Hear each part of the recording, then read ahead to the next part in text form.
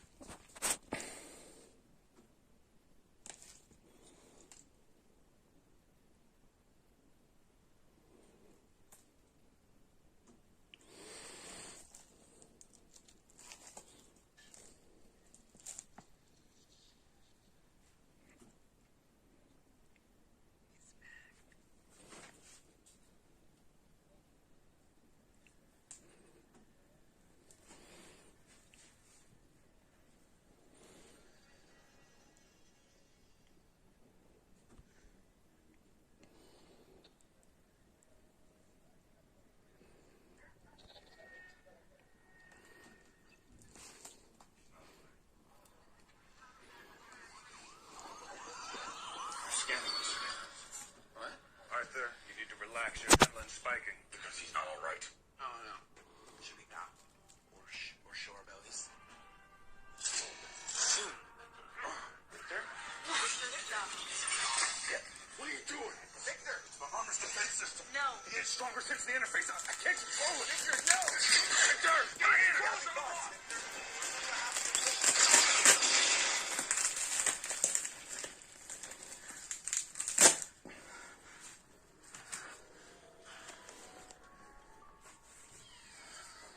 Kalel, no.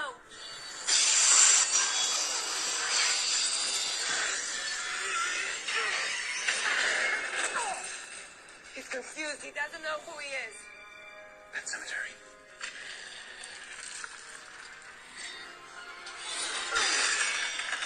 Arthur, we need to restrain him.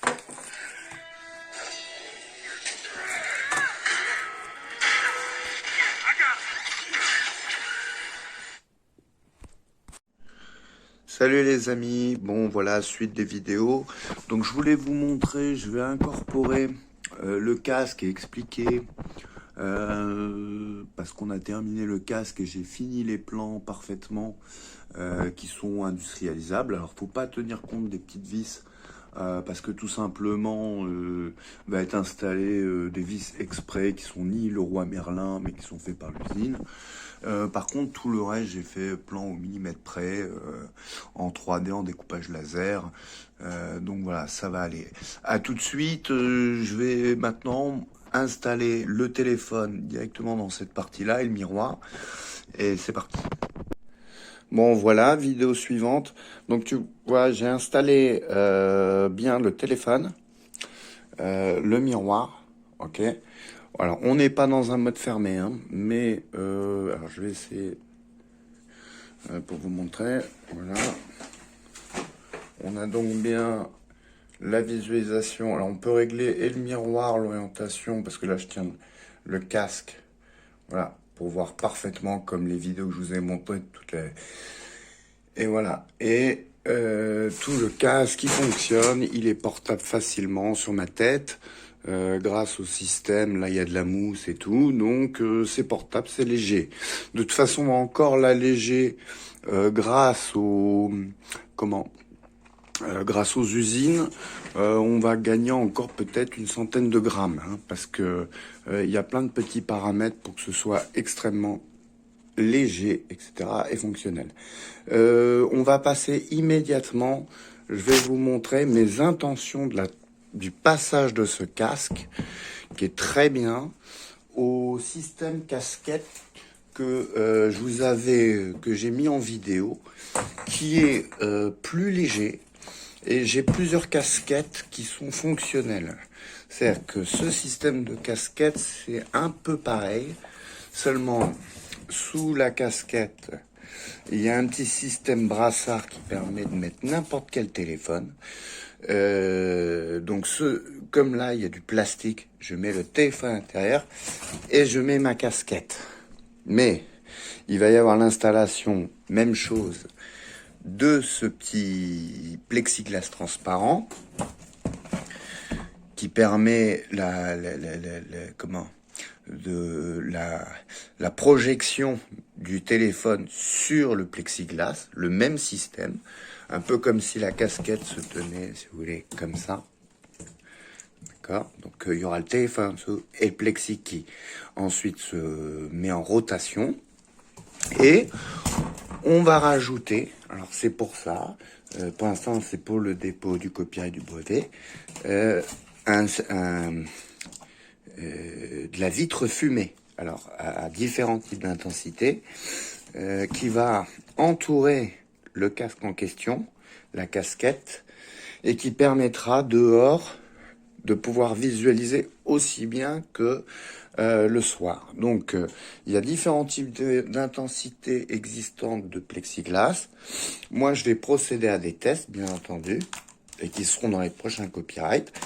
Et on va faire cette casquette, mais il y a également une casquette avec le miroir. Pourquoi ? Alors, je vous montre. Cette casquette incorpore le téléphone, bien entendu. Il y a un miroir qui est projeté comme ici et qui met la rétroprojection à l'endroit sur plexiglas, l'exact même système sur casque, mais miniaturisé dans une casquette. Donc, ça, je suis en train de préparer.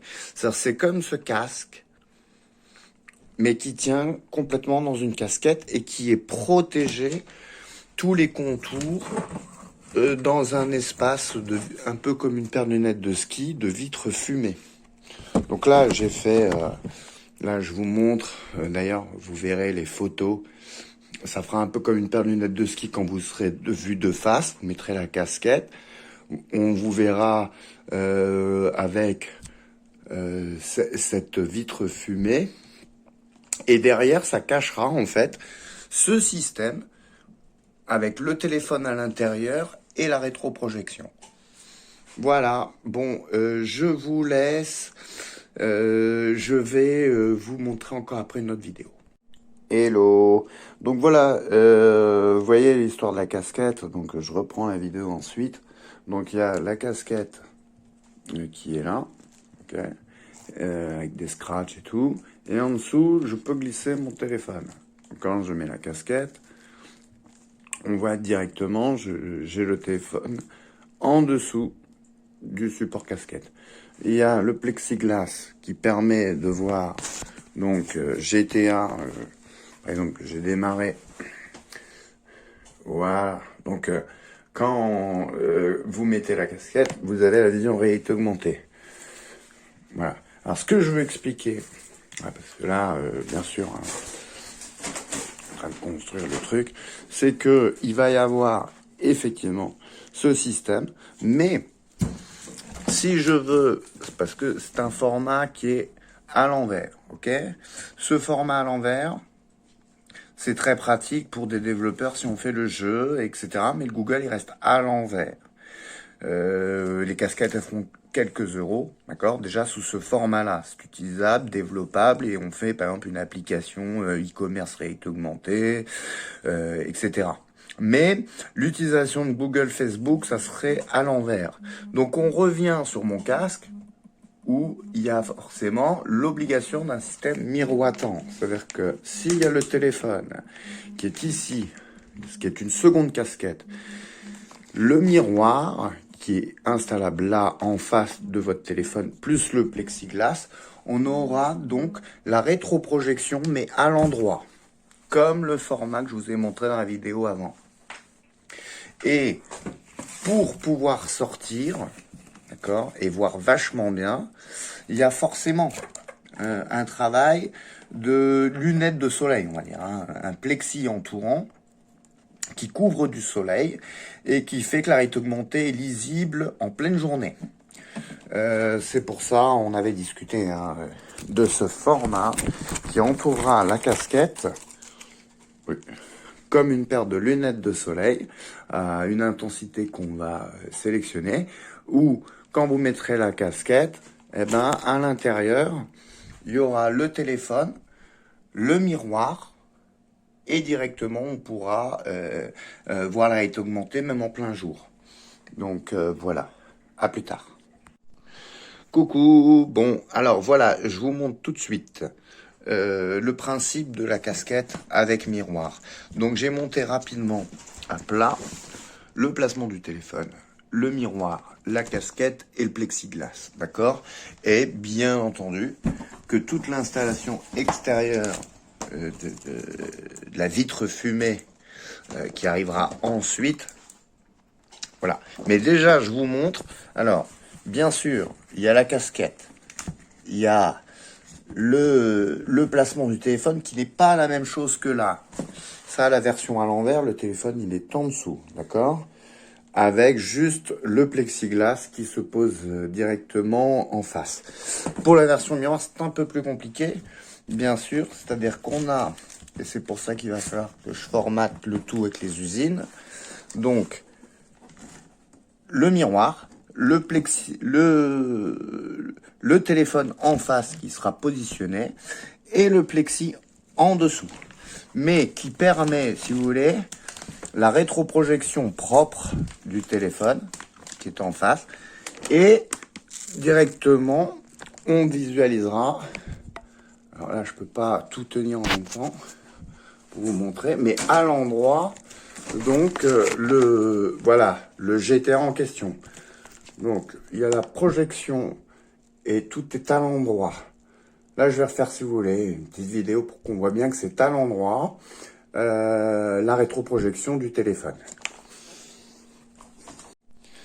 Ok, donc voilà, je voulais vous montrer. Donc là, j'ai bien le téléphone, voilà, le miroir qui va rétroprojeter et le plexiglas. Donc, au niveau de la casquette, pour voir bien à l'endroit, et ben effectivement, il y a une station de miroir complémentaire.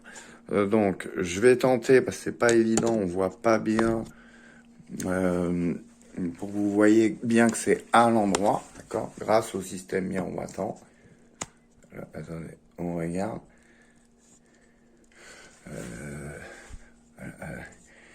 Par contre, il faudrait que je zoome. Ouais, Iggy Azalea. Sigit officiel vidéo. Voilà, on voit bien que c'est à l'endroit, ok? Alors, il n'y a aucun problème d'ailleurs, si c'est bien tenu. Making of Woman in White. Donc, parce que là, je vous montre à l'intérieur du casque, ok? C'est ce qui est normal, hein, parce qu'il y a ça, il y a le miroir et le plexiglas qui sont bien positionnés et qui permettent donc de rétroprojeter. Alors, il faut pas oublier, bien sûr, hein, et ça c'est super important, tout l'entourage qu'il y aura obligatoirement ensuite pour bien voir, qui sera, voilà, les lunettes de soleil, ok? Donc je vais... Ça, c'est fait vraiment de manière rapide, artisanale. D'ailleurs, il y a des bulles, j'en suis désolé, parce que j'ai cherché un petit plexi rapide, fumé. Mais on va faire avec des usines, un plastique spécifique, et qui entourera le casque pour qu'on puisse parfaitement avoir la rétroprojection. Il faut savoir que ça sera présenté comme ça. Donc ça sera la partie à plat, et derrière, une seconde partie qui elle-même est vitre fumée. Donc par exemple, voilà, ça permettra de voir au travers. Si par exemple, donc voilà, je voulais vous montrer avec la vitre fumée, ok, qui permet, et d'ailleurs on choisira l'intensité ensemble. Donc vous voyez là, si ça permet de voir, voilà, en plein jour, d'accélérer encore. Depuis le monde extérieur, quand vous sortirez avec le casque, on verra bien, ça sera pas transparent, etc. Alors, voilà, je vous ai montré à peu près l'ensemble avec donc le miroir, l'installation du téléphone, le plexi transparent et la couvrance du plexi fumé qui sera entourant, un peu comme une paire de lunettes de ski, Alors là, par contre, tout le profilé, il va être fermé aussi. C'est-à-dire que là, je vous montre le mécanisme ouvert, bien entendu. Mais une fois tout le mécanisme fermé, sur les contours du casque, là et là, ça va être fermé. Voilà. Il y aura sur le profilé, ça, ce sera fermé par du plexi fumé. Voilà. Là également, donc ça va faire une casquette un peu comme Daft Punk. Vous allez avoir un contour qui est comme ça, un peu comme une paire de lunettes de ski, qui part sur les côtés. Et de toute façon, j'ai mis dans les vidéos un peu la casquette en profilé. Donc il faut voir vue de profil. Attendez une seconde. Hop.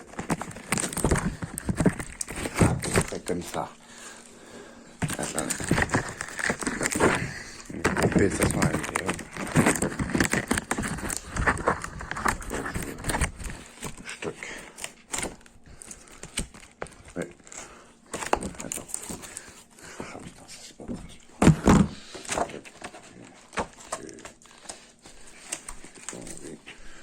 Problème. Ouais. D'accord, mais petit à petit, comment je glisse comme ça. Putain. Voilà, donc vous voyez le profilé de la casquette, et voilà à quoi en profil on visualise voilà l'installation. Ça c'est la vue intérieure. Donc voilà, on voit un petit peu l'intérieur du profil de la casquette. Oui, salut les copains. Donc voilà, je vous montre, bah oui, la casquette de profil et la vision intérieure du plexiglas. Donc j'ai fait très rapidement, hein, bien sûr, c'est pas comme ça. Je vous ai montré avec le téléphone intérieur, le système miroitant et le plexiglas qui sera positionné. Là, c'est pour montrer l'esthétisme. D'ailleurs, là, ça n'est que l'avant et ce sera moins haut. Ça va être plutôt d'une descente de la hauteur, je pense, d'une paire de lunettes de soleil. Hein. Ça sera pas jusqu'au niveau du cou.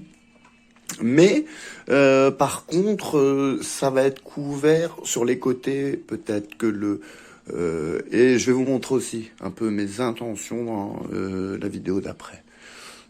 Mais il y a un truc qui est sympa, c'est-à-dire que là, quand vous voyez, voilà, on voit en rétroprojection, on verra Windows, comme dans les vidéos que je vous ai montrées, et dehors, je vais me débrouiller pour que tout soit, quand on met la casquette, jusqu'au niveau, on va dire, je voulais vous montrer aussi, voilà, j'ai raccourci un petit peu pour que ce soit un peu moins long, esthétiquement, ça peut être même encore un peu plus court, hein, au niveau, voilà, de ce à quoi ça va ressembler pour qu'on voit à l'intérieur le Windows. Il faut comprendre que sur les côtés, je vais aussi...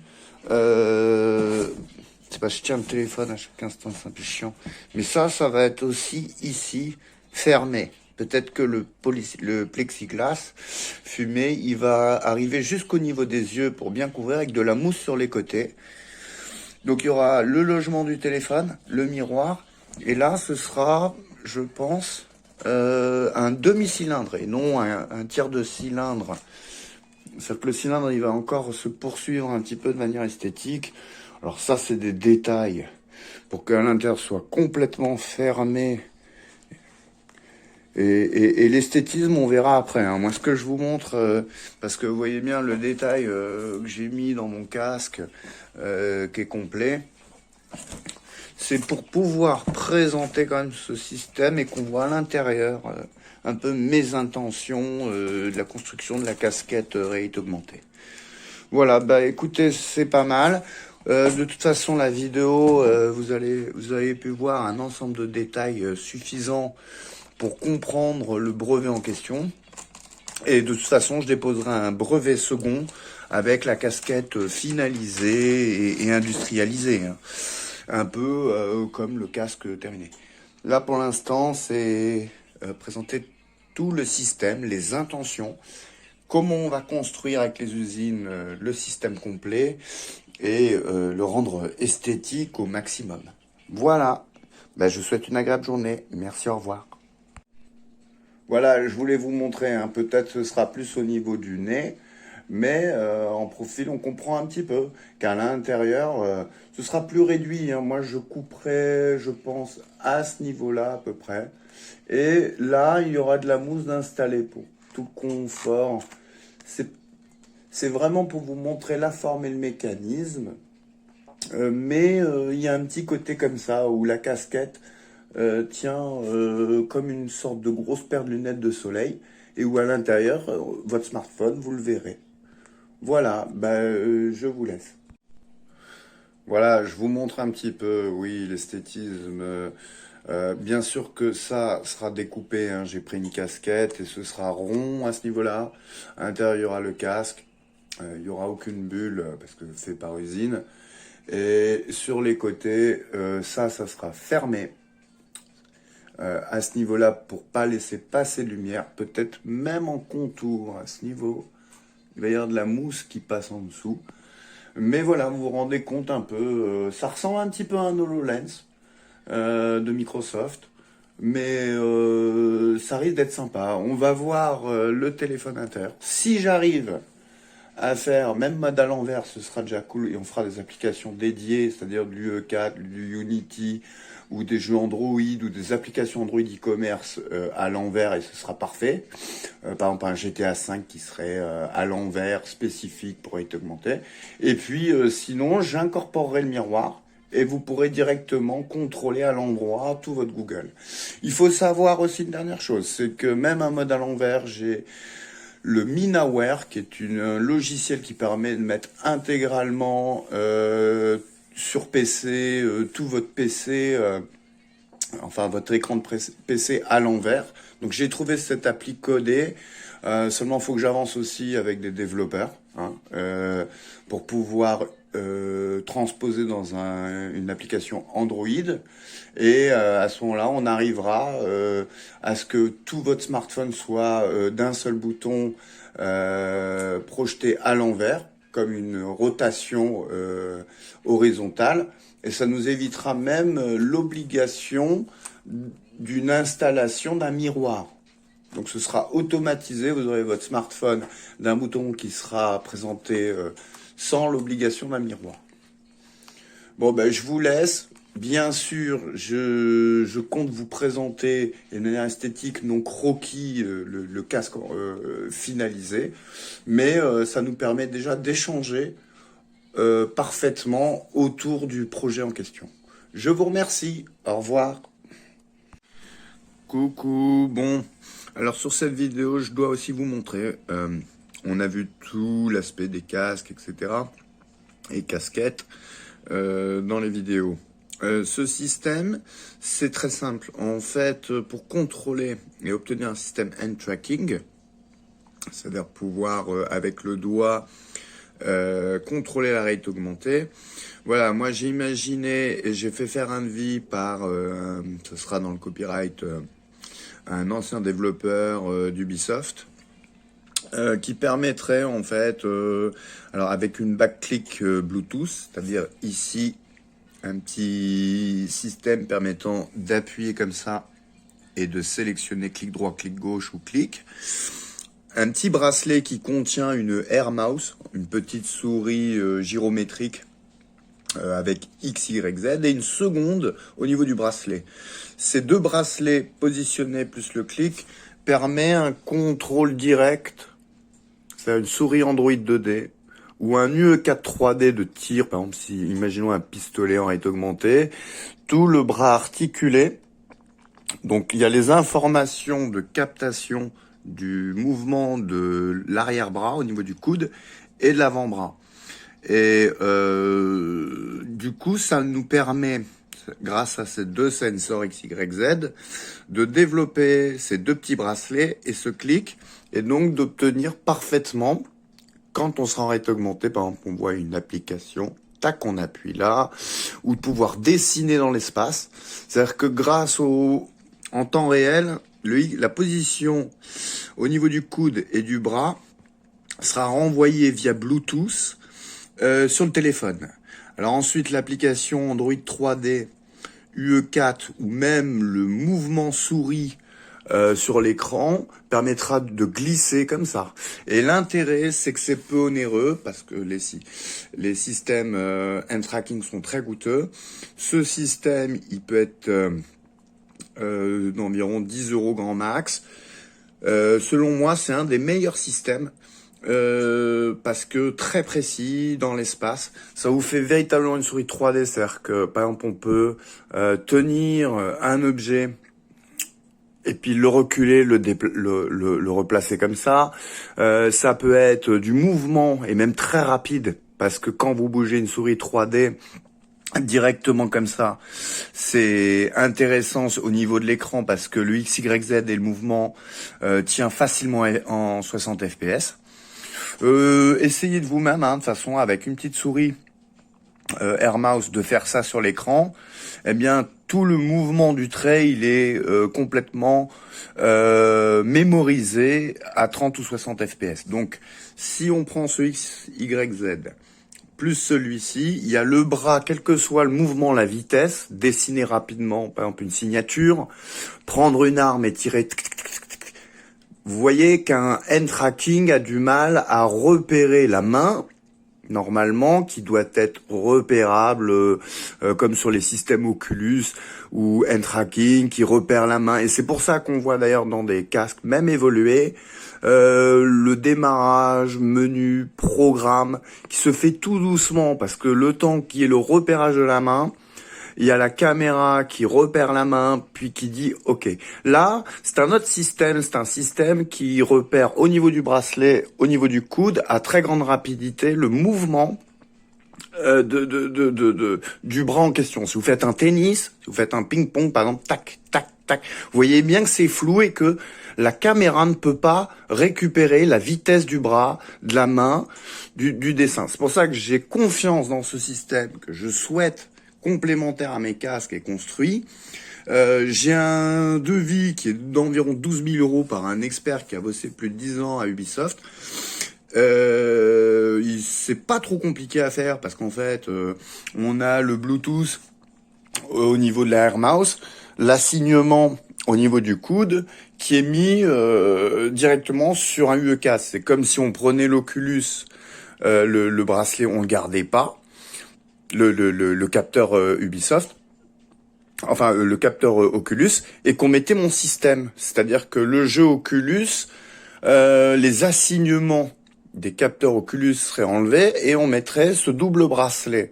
Ce double bracelet, il peut être sur un squelette UE4 de conception de jeux vidéo, par exemple, indiqué. Donc, quand on bougera notre propre bras, on bougera le bras virtuel UE4. Donc le squelette en 3D est réel à la fois, ce qui fait qu'on aura une précision.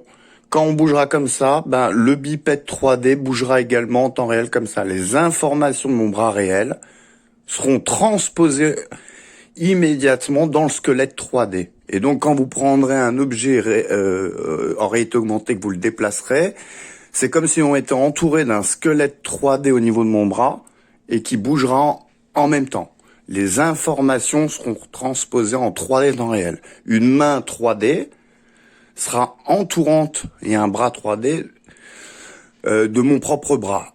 Donc quand je bougerai comme ça, le bras 3D dans le jeu bougera également. Si je rapproche ma main, les informations du bracelet et de l'autre bracelet seront contenues et indiqueront en temps réel via Bluetooth. Surtout que c'est intéressant parce que le XYZ, c'est extrêmement léger.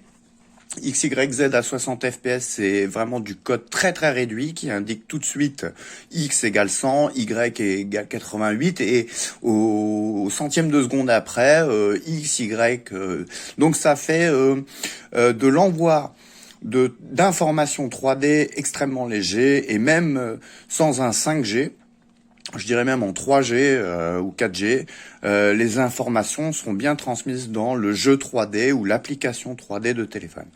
Voilà, je voulais vous montrer cette note complémentaire avec les casques, etc. parce que j'essaie de faire l'intention de faire construire ce système également. Il faut savoir que là, vous voyez au niveau du bras. Maintenant, ça peut être les deux bras. Par exemple, quand on écarte, ça peut être un jeu avec un seul bras, une manipulation, mais on va peut-être pouvoir construire ces petits bracelets à 10 balles pour les deux bras. Ça peut être installé sur les jambes. D'ailleurs, vous avez déjà vu l'ensemble de mes copyrights anciens où j'indiquais que je veux faire installer ces bracelets aussi au niveau des jambes. Par exemple, pour faire un football avec un bracelet là, et avoir un ballon virtuel et hop, pouvoir jongler directement. Ça peut être et donc avoir une motion body capture Bluetooth intégrale. Bon, je suis désolé un peu pour le bordel chez moi parce que je suis complètement, et ça vous l'avez vu, l'atelier complètement, la conception avec des cutters et tout. Mais j'essaie de vous expliquer quand même tous les fondements du principe parce que, par exemple, pour le bracelet que vous avez vu, si je fais par exemple un basket, on voit un ballon de basket, on voit mon bras, je fais ça, et donc le ballon va rebondir sur le sol, tac, je vais pouvoir le tenir avec mes deux bras et mettre un panier. Oui, alors je voulais vous indiquer aussi tout le système de body tracking, c'est-à-dire que ça peut fonctionner pour un bras, deux bras, voire même les jambes, par exemple un football virtuel. C'est-à-dire que je veux faire installer des bracelets là, des bracelets ici, qui permettent même de faire un foot. Par exemple, un ballon virtuel arrive, et si je fais ça, les bracelets Bluetooth arrivent au niveau du ballon, et le ballon, il reçoit les informations et il est poussé vers le but. Même chose pour du basket ou des jeux de FPS. Donc voilà, ça peut être ultra intéressant parce que il n'y a pas de repérage de hand tracking.